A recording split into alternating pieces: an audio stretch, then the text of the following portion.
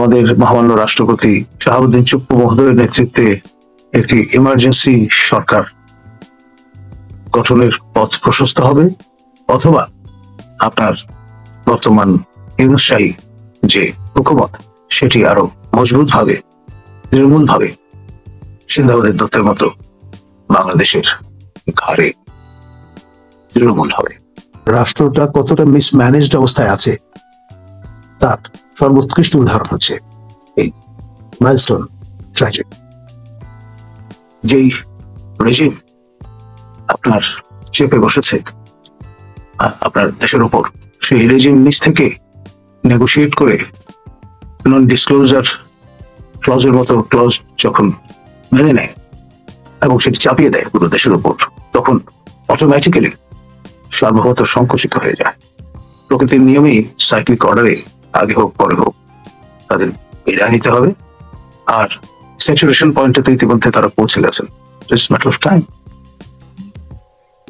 তাদের চলে যাওয়ার একটা মক ট্রায়াল তো হয়েই গেল। আপনার এই জঙ্গি বিমান দুর্ঘটনার ফলে যে প্রতিক্রিয়াটি তৈরি হলো তরুণ সচেতন মননে, তার বহিঃপ্রকাশ তো আমরা দেখলাম। গতকালকে সোশ্যাল মিডিয়াতে একটা পারিবারিক ছবি ভাইরাল হয়ে গেল। সার্জিস আলম তার স্ত্রীকে নিয়ে কুমিল্লার একটা রেস্টুরেন্টে খেতে গিয়েছেন, সেটা নিয়ে যে মানুষের ভিড়, এই যে এতগুলা স্টুডেন্ট টিচার মারা গেলেন, রাষ্ট্র কোন একটা ফিউনারেলে যায়নি, কিন্তু আপনার চোখে পড়েছে বিষয়টা? ডেফিনেটলি তারা নতুন ধারা তৈরি করছেন এবং ভাবছেন যে এই ধারা যেটা আমরা তৈরি করছি সেটাই প্রিভেল করবে বাংলাদেশে। নতুন বাংলাদেশ তৈরি করার চিন্তা করছেন। রিসেন্ট বাটন তো আগেই হাত দেওয়া হয়ে গেছে। সুতরাং পুরনো ট্র্যাডিশন, পুরনো নর্ম, পুরনো চিন্তা ভাবনা সবকিছুই ছেড়ে ফেলে দিতে হবে। সম্ভ্রম, তারপর আপনার ভব্যতা, সভ্যতা নতুন মোড়কে, নতুন ধারায় উপস্থাপিত হতে হবে। এই যে ওল্ড ট্র্যাডিশন উপড়ে ফেলতে হবে।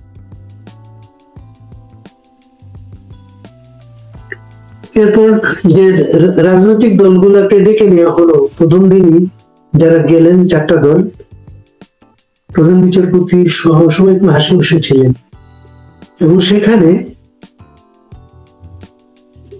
আলী রিয়াজকে নেওয়া হলো। সেখানে আদিল রহমান শুভ ছিলেন, আলী রিয়াজকে নেওয়া হলো এবং তাদেরকে যতটা আমরা শুনেছি এই ধরনের ধমক দেওয়া হয়েছে জুলাই ঘোষণার ব্যাপারে একমত হওয়ার জন্য। এই ঘটনার পরে আইন উপদেষ্টা ব্রিফিং করেছেন, বিএনপি কিন্তু কোনো ব্রিফিং করে নাই। বিএনপি কালকে মিটিং করে তারা ইলেকশনের কথা বলেছেন। জুলাই ঘোষণার কি অবস্থা আপনার মধ্যে? দেখুন, এটি তারা করে ছাড়বেন, তা না হলে তাদের পিঠের চামড়া থাকবে না। এই ধরনের ওই জায়গাটায় এসে আমরা পৌঁছে গেছি। হয় আমাদের মহামান্য রাষ্ট্রপতি শাহাবুদ্দিন চুপ্পু মহোদয়ের নেতৃত্বে একটি ইমার্জেন্সি সরকার গঠনের পথ প্রশস্ত হবে, অথবা আপনার বর্তমান ইউনুসশাহী যে হুকুমত সেটি আরো মজবুত ভাবে, দৃঢ়মূল ভাবে সিন্দাবাদের দত্তের মতো বাংলাদেশের ঘাড়ে দৃঢ়মূল হবে। এরকম একটি জায়গায় আমরা প্রায় উপনীত হয়ে গেছি। আপনি মনে করেন জুলাই নির্বাচন ঘোষণা সবাই স্বাক্ষর করে ফেললেন, এটা তো পার্লামেন্ট থেকে পাস হতে হবে। দেখুন, তারা তো পার্লামেন্টে বিশ্বাসী না। কেউ কেউ ভাবেন যে এই লুই কান একজন ইহুদি ধর্মাবলম্বী মানুষ, তিনি আপনার এই ভবনের নকশা এঁকেছেন, সুতরাং এই তৌহিদি জনতার দেশে এটি থাকবে কেন? শুধু ভবনই নয়, পুরো পদ্ধতি পরিবর্তন করে এখানে মজলিস শুরা বা এই জাতীয় কোনো কাঠামো হাজির করা যায় কিনা, চেয়ার টেবিল সরিয়ে দিয়ে আপনার পারস্যে তৈরি গালিচা বিছিয়ে সেখানে বসে তো ধ্যান ধারণা করা যেতে পারে। আপনার কি কি তৈরি করে আছে? বেড,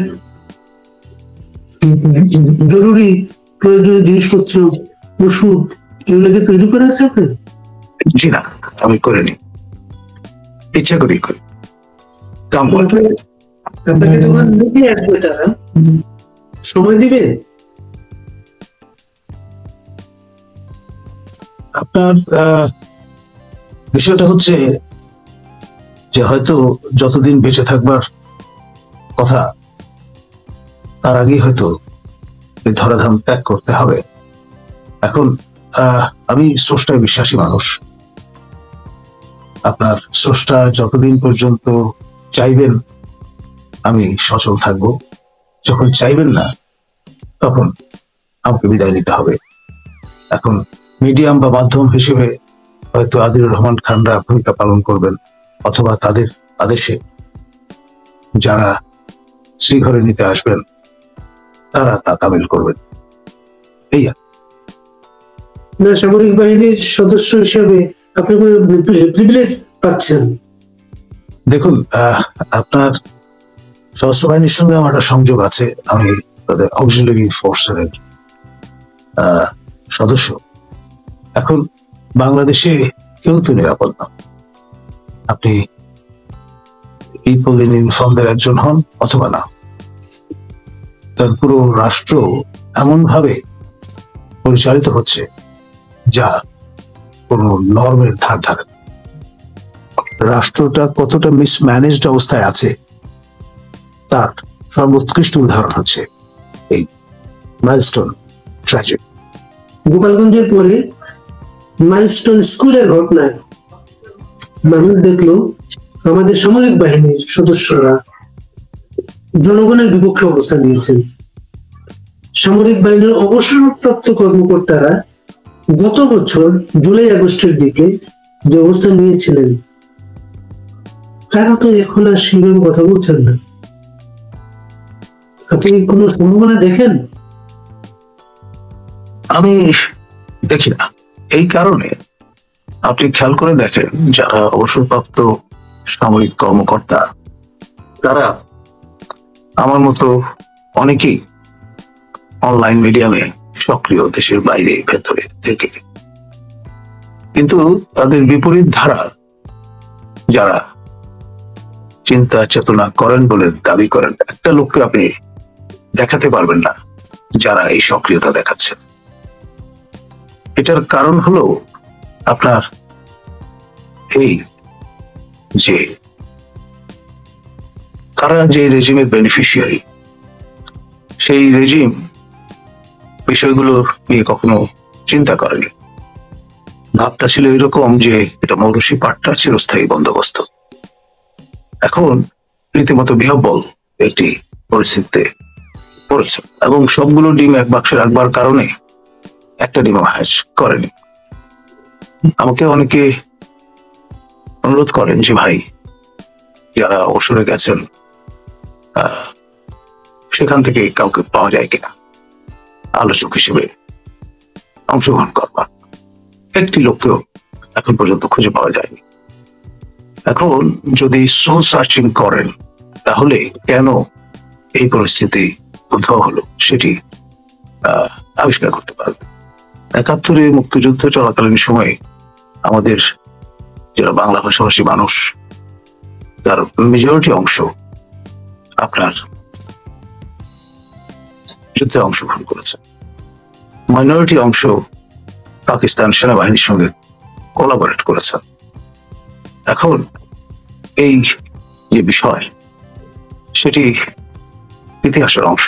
কেউ কেউ আপনার স্বেচ্ছায় আপনার নজরবন্দি থেকেছেন, আটক হয়েছে। যেমন মেজর জেনারেল অবসরপ্রাপ্ত মজুমদার সাহেবের কথা নিশ্চয়ই মনে আছে।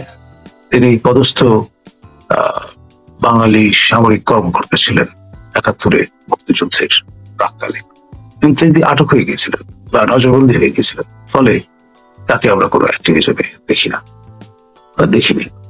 তো এই ধরনের যে পরিস্থিতি, পরিবেশ এবং তার প্রতিক্রিয়ায় ভূমিকা পালন করা, সেই রকম পরিবেশ পরিস্থিতি এখন পর্যন্ত হয়তো দৃশ্যমান নয়।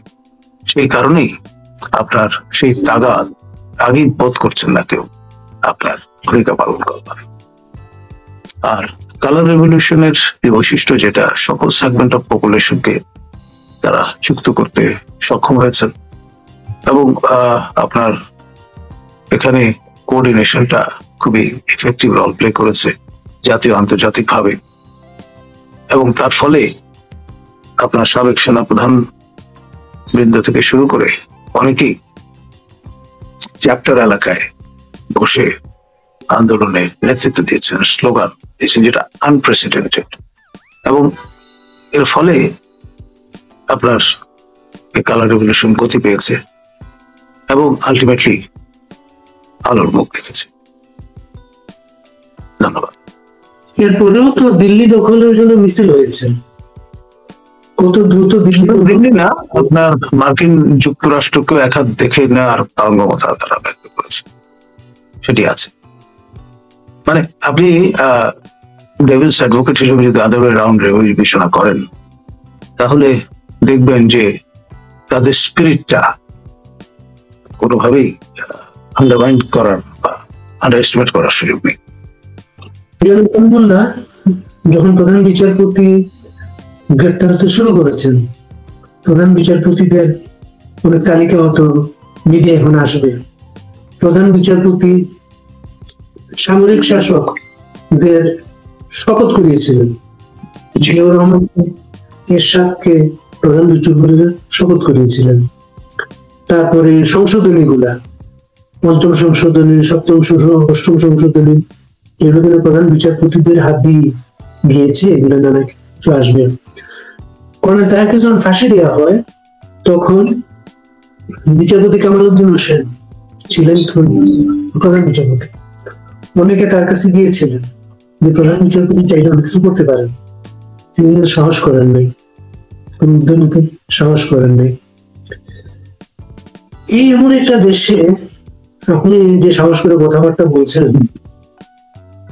আপনার পরিণতি আপনি কিভাবে হতে পারে আপনি ভাবতে পারেন?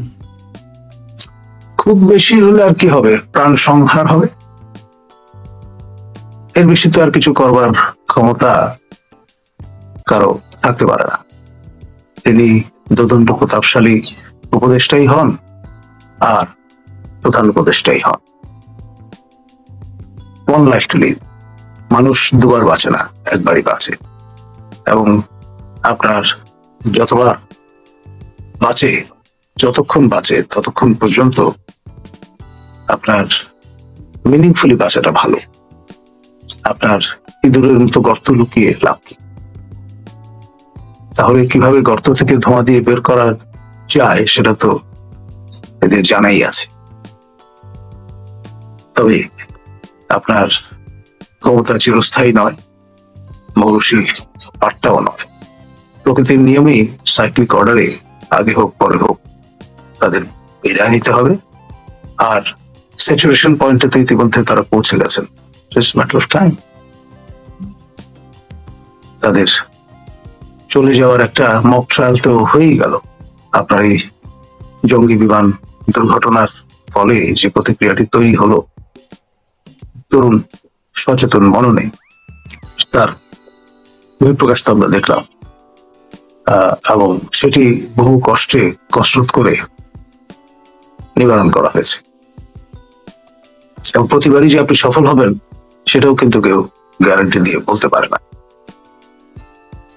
সুতরাং এটা থেকেই বোঝা যায় যে মানে অবস্থাটা সীমাহীন এবং একটি পর্যায়ে উপচে পড়বে, এতে কোনো সন্দেহ নেই। এবং সেদিন বেশি দূরেও নয়।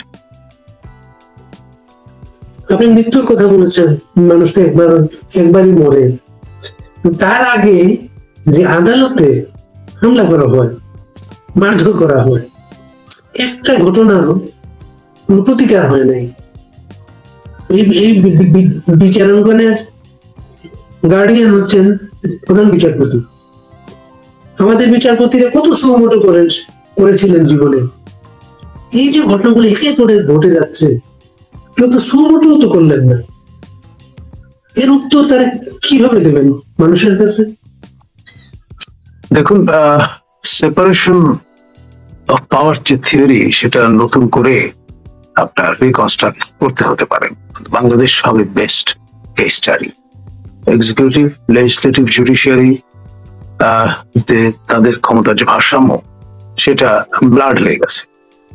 এখন সবকিছু মিলেমিশে একাকার, এবং ক্ষেত্র প্রস্তুত হয়েছে নতুন তত্ত্ব, তাত্ত্বিক কাঠামো বিনির্মাণের। সেই এক্সপেরিমেন্টে প্রিজাইড ওভার করছেন অ্যাডভোকেট আদিলুর রহমান খান বিন্দু। তারা দীর্ঘদিন ধরে আপনার কাজ করেছেন আনফ্রেলের সঙ্গে। আনফ্রেল ফিলিপিনো কনটেক্সটে বেড়ে উঠেছে। সেন্ট্রাল ইন্টেলিজেন্স এজেন্সির যে স্বার্থ, সেটি রক্ষা করার ক্ষেত্রে সাফল্যের পরিচয় দিয়েছে। পিপিটি, এক্সিট পোল, কুইক কাউন্টের মতো যেই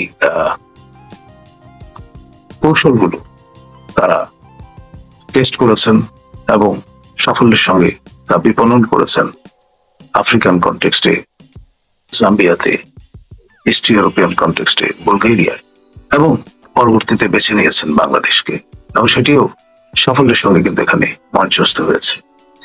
এখন চেষ্টা চলছে নতুন অবয়বে রাষ্ট্রকে পরিচিত করানো, এবং এটার পাইলটিং শুরু হয়েছে গোপালগঞ্জ থেকে।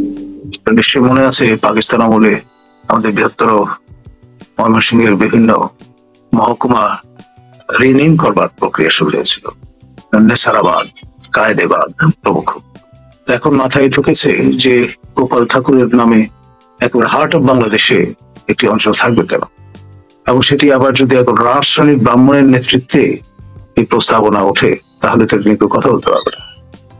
সুতরাং মাস খানেকের সময় বেঁধে দেওয়া হয়েছে। গোপালগঞ্জের নাম পাল্টে আরবি ফার্সি নাম যুক্ত করে রিনেমিং এর একটা ব্যবস্থা হতে হবে, এবং সেটি যদি সরকার আয়ু ততক্ষণ পর্যন্ত থাকে, তারা হয়তো এটা করে ছাড়বে। এখন এই যে বার্তা, সেটি আমাদের দ্বিতীয়, তৃতীয়, চতুর্থ বৃহত্তম সম্প্রদায়ের মানুষজনকে কি জানান দিচ্ছে, তারপর ভিন্ন মত যারা প্রকাশ করবেন তাদের কি জানান দিচ্ছে। আর মজা হচ্ছে, offence is the best defence, এই স্ট্র্যাটেজি তারা ফলো করছে। আপনার কায়দাটা ফেসিবাদী, কিন্তু নতুন মোড়কে, সেই জন্য এটাকে হয়তো অবহিত করা হবে নব্য ফেসিবাদী কৌশল এবং চিন্তা। আর যাদের শত্রু ভাবাপন্ন মনে করছেন, তাদের গালাগাল করছেন ফ্যাসিবাদী, তাদের দোষর ইত্যাদি, এবং ট্যাগিং কালচারটা ইনস্টিটিউশনালাইজ করা হয়েছে। এবং তার ফলাফল কি দাঁড়ায়, সেটা তো গোপালগঞ্জে আমরা দেখলাম। আপনার ব্রিটিশ রাজের আমলে বলুন, পাকিস্তান আমলে বলুন, বাংলাদেশের পুরোটা সময় বলুন, সবসময় মাঠ প্রশাসন, জেলা প্রশাসন তাদের একটা কৌশল হিসেবে 144 ধারা জারি করেন কখনো কোথাও গোলযোগের আশঙ্কা দেখা দিলে। এখানে ট্যাগিং এর ভয়ে মাঠ প্রশাসন তা থেকে বিরত থেকেছেন। আপনার লাইভ এমুনেশনে মানুষের প্রাণ নির্গত হওয়ার পর তারপর 144 ধারা জারি করার মতো দৃষ্টান্ত আমরা দেখলাম। তো নতুন নতুন প্রেক্ষাপট, নতুন নতুন ইতিহাস রচনা হচ্ছে এই পরীক্ষা ক্ষেত্র বাংলাদেশে, এবং এটি যতদিন পর্যন্ত ইউনূস শাহী ক্ষমতায় আছে, ততদিন পর্যন্ত তার এটা চালু রাখবেন বলে আমার ধারণা।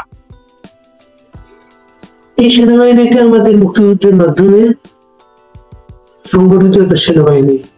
এই সেনাবাহিনীর অনেক অবদান, অনেক ভূমিকা আমাদের নানা কাজে, নানা সময়ে, নানাভাবে আমাদের আছে। দুর্নাম যেমন আছে, সুনামও আছে। এই সেনাবাহিনী গোপালগঞ্জে আমরা দেখলাম একটা মৃত মানুষকে পা দিয়ে, জলপাই বুট দিয়ে তার মৃত্যু নিশ্চিত করা হচ্ছে। লাশ টেনে নেওয়ার ভিডিওগুলো আছে। সেনা পরিবারগুলা এই দৃশ্যগুলো জাতিকে ট্রমাচ্ছন্ন করে, সেনা পরিবারগুলোকে নিশ্চয় করে। আপনি সেনাবাহিনীর একজন মানুষ হিসেবে আপনি কিভাবে দেখেন বিষয়টা? দেখুন, আমাদের যা কিছু প্রশিক্ষণ প্রদান করা হয়েছে তা আপনার নিয়ম শৃঙ্খলা এবং সেই সঙ্গে আনুগত্যের একটা মোড়কে আমাদের এই প্রশিক্ষণ কার্যক্রমগুলো পরিচালনা করা হয়। এবং যতক্ষণ পর্যন্ত আপনি ইউনিফর্মে আছেন, অ্যাক্টিভ সার্ভিসে আছেন, ততক্ষণ পর্যন্ত আপনাকে যা আদেশ করা হয় তা আপনি মানতে বাধ্য এবং তার শপথ আপনি গ্রহণ করেছেন।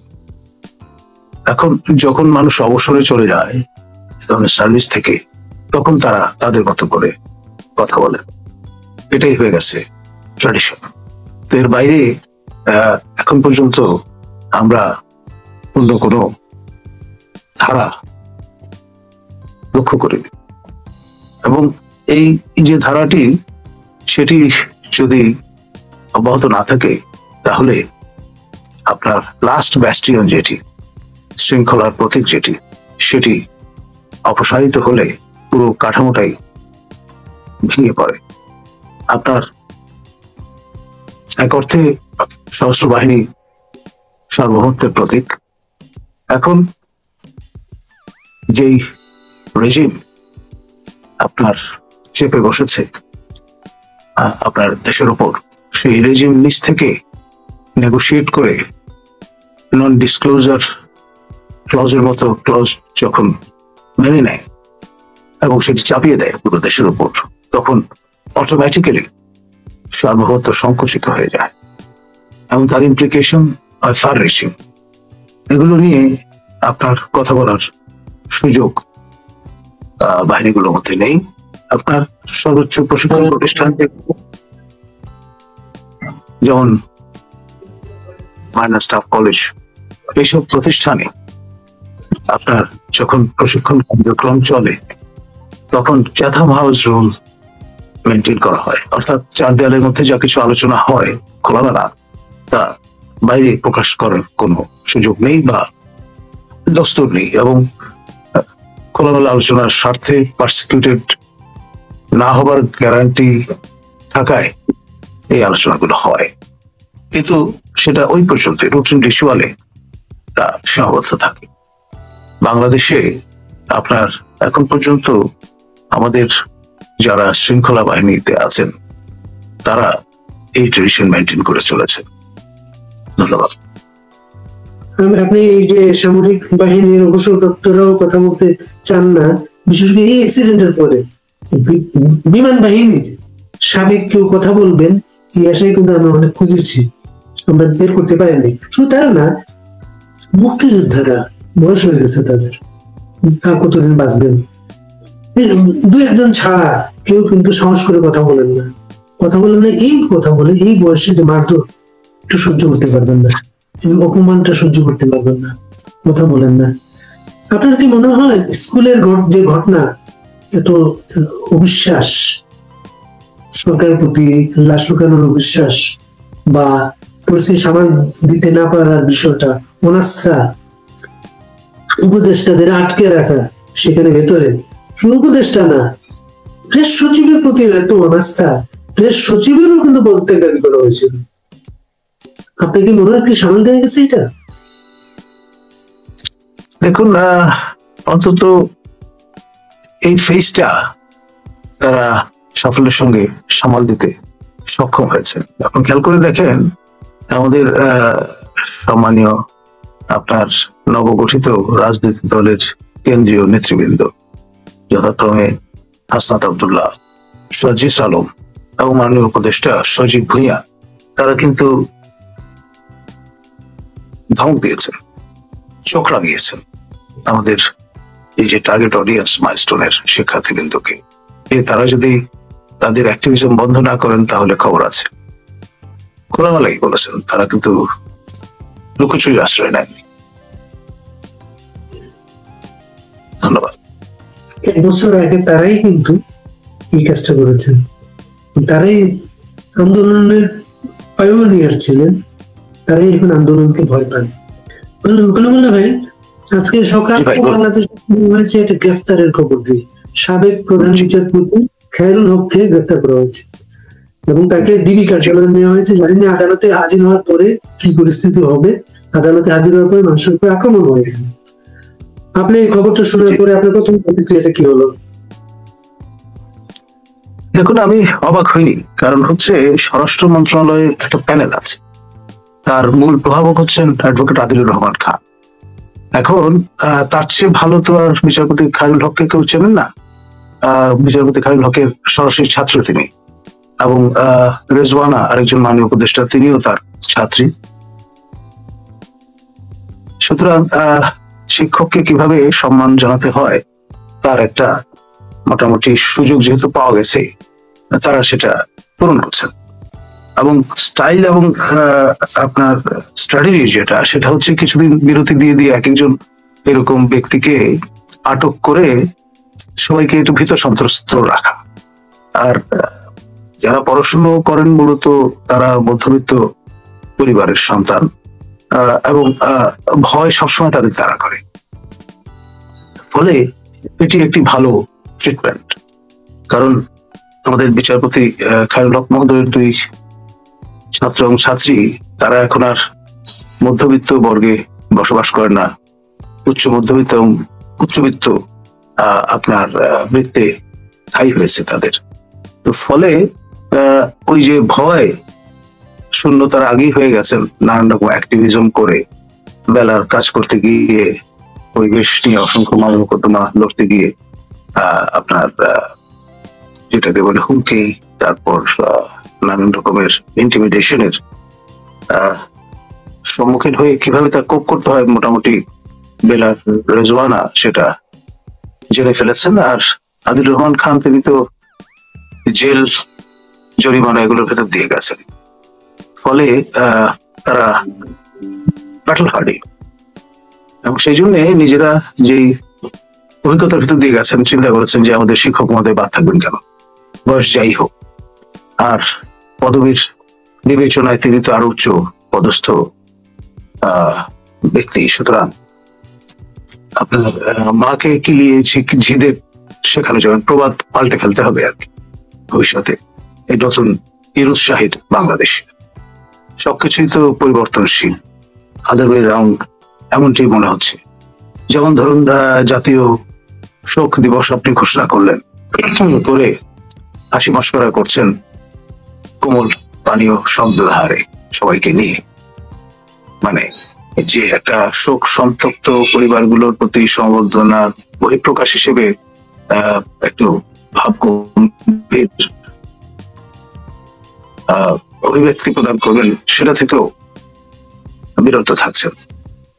কারণ জিনিসটা তো হয়ে দাঁড়িয়েছে এমন যে বিজনেস অ্যাজ ইউজুয়াল, কারণ যথেষ্ট ঝুঁকির মধ্যে আছেন, যে কোনো সময় যে কোনো কিছু করতে পারে, সেই ঝুঁকি মাথায় নিয়ে তারা ড্রাইভিং সিটে বসে আছেন এবং এই রাফ রাইডিং এ আছেন। ছাত্র শিক্ষকের প্রসঙ্গ যখন তুললেন, আর মনে করিয়ে দেওয়ার কিছু তথ্য। আদিলুর রহমান খানের সাবেক নেতা হাসানুল কিনু হত্যা মামলায় এখন কারাগারে। আরেকজন রাশেদ খান মেনন এই সরকারের নেপথ্যের একজন চরিত্র বলা হয় নুরুল ইসলাম ছোটন। তার নেতা রাশেদ খান মেনন হত্যা মামলায় কারাগারে আছে। আইন উপদেষ্টা সাংবাদিকতার শিক্ষক, যার কারণে তিনি বিচিত্রা চাকরি পেয়েছিলেন, শাহরিয়ার কবির, সেখানে সবাই তাদের ছাত্রদের হাতে পর্যদস্ত হচ্ছেন। এটা একটা নজির হয়ে থাকলো। প্রধান বিচারপতি যখন গ্রেফতার হতে শুরু করেছেন, এখনকার প্রধান বিচারপতি, এখনকার আইন উপদেষ্টা আদিলুর রহমান খান শুভ্র বা এই যেমন অ্যাটর্নি জেনারেল, তারা তো পথ দেখিয়ে গেলেন, তারও নিশ্চয় তেমন প্রস্তুতি নিতে হবে তাদেরকে। কি বলেন?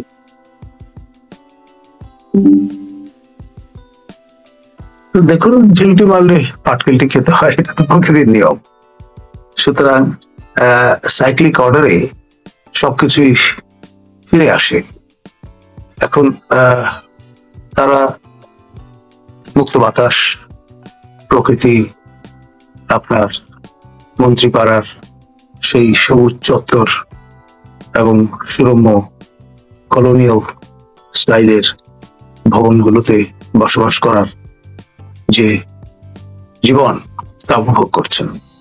এখন সেই জীবনধারা যা অভ্যস্ত ছিলেন তারা এখন অনেকে দেশের বাইরে, অনেকে কারান্তরালে, মাঝামাঝি কোনো জায়গা কিন্তু নেই। তবে মনস্তাত্ত্বিক ভাবে পুরো জনগোষ্ঠী যারা তাদের সঙ্গে একই মনোভাব পোষণ করেন না, তাদের আপনার মনস্তাত্ত্বিক ট্রিটমেন্ট দেওয়ার জন্যই এই কিছুদিন থেকে থেকে বিরতি দিয়ে এরকমের একটা মিডিয়া হাইপ যাতে তোলা হয় বা তোলা যায় সেটার চেষ্টা চলছে। আপনার খেয়াল করে দেখেন, আমাদের জ্যেষ্ঠ সহকর্মী প্রফেসর ডক্টর আবুল বাকা, তাকে এই মাঝরাতে হঠাৎ এরকম তুলে নিয়ে এরকম একটা সেন্সেশন দেওয়ার চেষ্টা চলেছে। বিরতি দিয়ে এখন বিচারপতি খায়রুল হক মহোদয়কে একই কায়দায় প্রথমে ডিবি কার্যালয়, সেখানে হয়তো এক রাত রাখা হবে, মাটিতে শুয়ে রাখা হবে, বালিশ তোষক কিংবা মাদুর ছাড়া। তারপর আদালতে তোলা হবে এবং সোজাসুজি পাঠিয়ে দেওয়া হবে কারাগারে। তো এই যে ধারাটা সনাতন এবং কম বেশি সবাইকে এর মধ্য দিয়ে যেতে হবে। আর আপনার এই ট্রিটমেন্টের মাধ্যমে তারা পুরো জনগোষ্ঠীকে আপনার এক ধরনের জিম্মি ট্রিটমেন্ট প্রদান করতে চান। যে কেউ যখন তখন আপনার টার্গেটেড হতে পারেন, আর যদি না হন তাহলে ভিন্ন ট্রিটমেন্টও আছে। আমাদের প্রফেসর ডক্টর মিজান রহমান, সাবেক প্রধান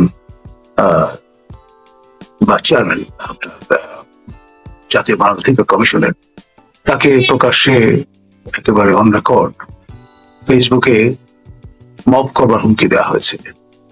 তিনি যাতে আপনার বিলিয়া, Bangladesh Institute of Law and International Affairs, যেটি আপনার এমন একটি ঐতিহাসিক ভবনে অবস্থিত যা সবারই জানা থাকবার কথা, অর্থাৎ হোসেন শহীদ সোহরাওয়ার্দী, তার যে বাড়িটি ছিল ধানমন্ডিতে, সেই প্রেমিসে অবস্থিত। তিনি প্রতিদিন অফিস করতেন।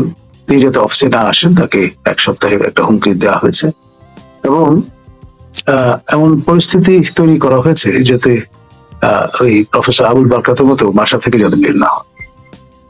যে কোনো সময় যে কোনো জায়গায় মব কার্যকর করবার নৈপুণ্য এবং দক্ষতা বর্তমান রেজিমের সমর্থক যারা তাদের আছে। সুতরাং রিয়েল, এটাকে আপনার শুধুমাত্র একটি ভয় দেখানোর জন্য হুমকি দেওয়া হয়েছে এটা মনে করার কোনো কারণ নেই। এখন পুরো জাতি তো মব আতঙ্কে।